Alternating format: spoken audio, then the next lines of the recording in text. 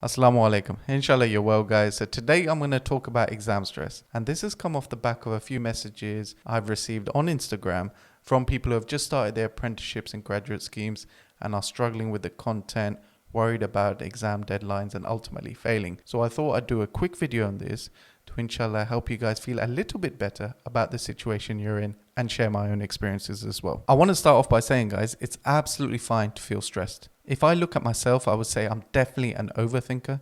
Sometimes I can stress or worry about situations and definitely go off tangent. But the main thing to note is feeling stress is absolutely normal. And secondly, you're definitely not alone. And in my Instagram messages, two of the main reasons for exam stress are either the content just isn't going into your head and you're struggling with learning certain topics, or you're doing question practice and you're not getting the right answer even though you think you know the content quite well.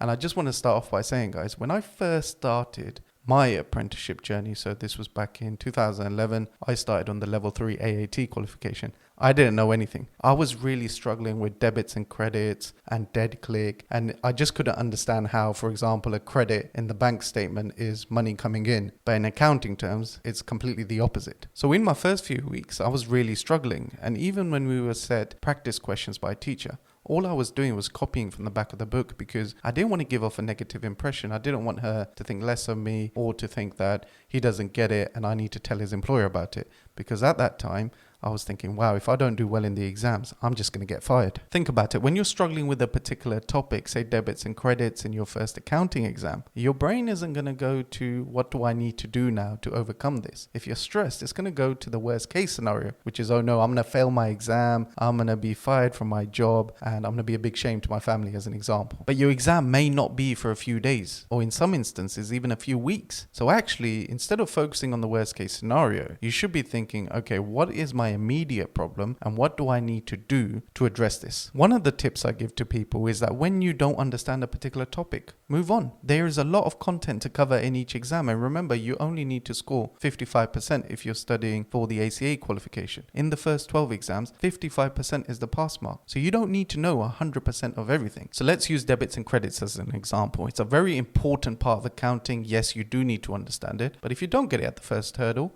move on. Can you understand dead click? Debits, expenses, assets, drawings, credits, liabilities, income, capital. Can you look at a set of financial statements and correctly identify what is a liability? Trade creditors, accruals, what is an asset? Cash, fixed assets, trade receivables. You don't need to understand debits and credits to do that. Moving on from that, every exam has marks allocated to ethics. So can you look at a scenario and work out what the ethical problems are? Going back to financial statements, can you memorize the pro forma of a financial statement so that if you are given a TB, you know whether a particular account code sits in the profit and loss or whether it sits in a balance sheet? My point is there's a lot of content to cover in each exam. So when you hit a roadblock, don't panic, don't worry about failure. Move on. My second bit of advice is when you're feeling stressed, make sure you talk to someone because that can help relieve stress. And again, I'm going to use myself as an example. Sometimes when I've had a tough day at work or I'm not feeling particularly positive about a certain situation, all I want to do is talk to someone about it and for them to listen. And then what normally happens is when I confide in someone, they will actually ask me questions. Have you thought about it from this perspective? Or have you considered this? And I then realize actually maybe I'm worrying about something too much because I'm so focused on my own viewpoint and I'm not considering other factors as well. Two things to bear in mind when you're confiding in someone. Firstly, make sure it's someone you trust. You're going to be getting things off your chest and you don't want to worry later on, oh,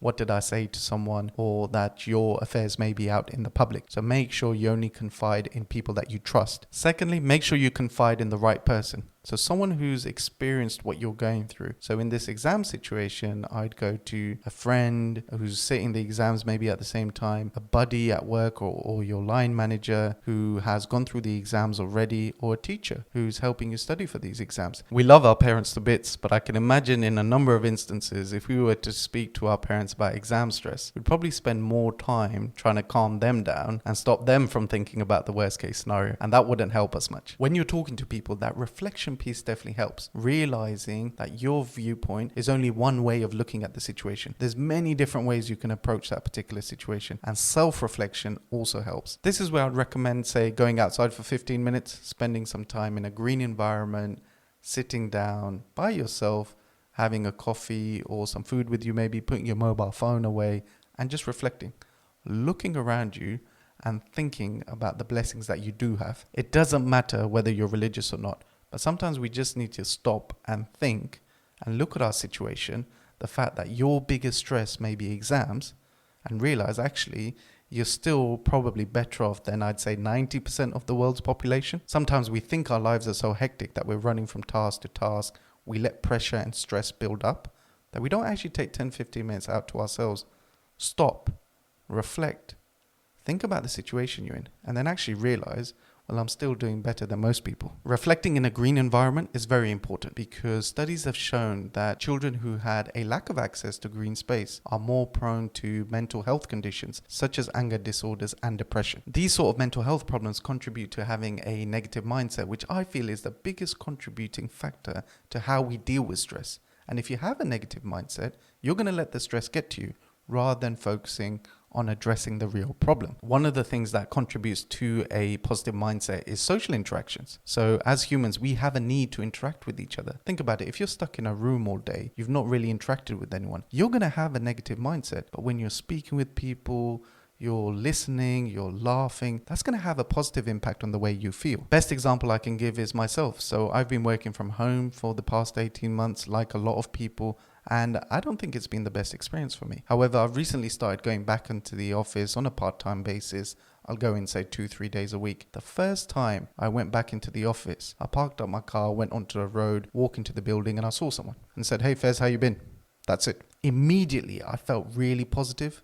I felt so happy to be back into the office because I was interacting with people I hadn't even seen in about a year and a half. It may sound crazy given all the positive articles that have been written on the efficiency on working from home and how it should be the new norm. But for me, the social interactions, the fact that you get to see people face to face, the fact that you get to have corridor conversations is the biggest reason why I prefer working in the office. The second thing that contributes to a positive mindset is taking regular breaks and eating well. So all of those slogans such as healthy body, healthy mind, look good, feel good, they're all true in my opinion. I didn't know this at first, but there are foods out there which are scientifically proven to help improve your mood. And secondly, taking breaks with physical activity definitely improves the way you feel. I'll use myself as an example here again, guys. So whilst I've been working from home, not all the time, but sometimes I do have to work past 5 to manage my workload. What tends to happen is when it gets to 5 p.m, I'm staring blankly at my screen. I haven't taken a break for a while, and before I know it, it's 6 p.m. and I haven't achieved much. That's where I'll say, right, stop. I need to finish for the day, and I may go away and watch something on my phone. I'm still in my house. I haven't gone out. And when I go to sleep, I'll be feeling a bit negative, thinking, oh no, I've still got this task to do tomorrow. However, in other situations,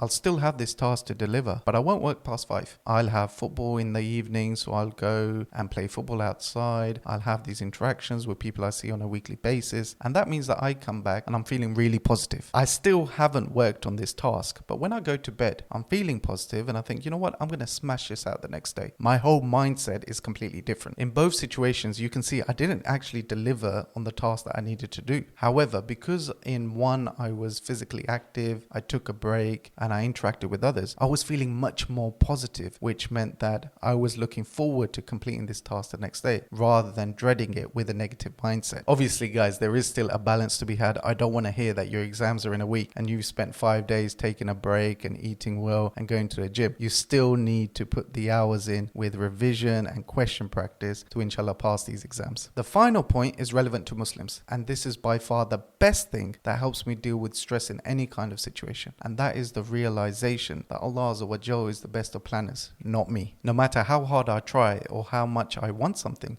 some things just aren't written for me. I always try and remember that if I'm in a difficult situation where I'm feeling stressed, my Lord is testing me because I am worthy of that test. I can handle it. And when I'm in a positive situation where things are going well, that my Lord is showering me with blessings. And that's the important thing to remember. Regardless of whatever situation you're in, all we can do is try our best. But inshallah, I'll leave it there, guys. Hopefully this video made you feel at least a tiny bit better about the situation you're in. And as always, if you have any questions or queries, please feel free to comment below or message me on Instagram.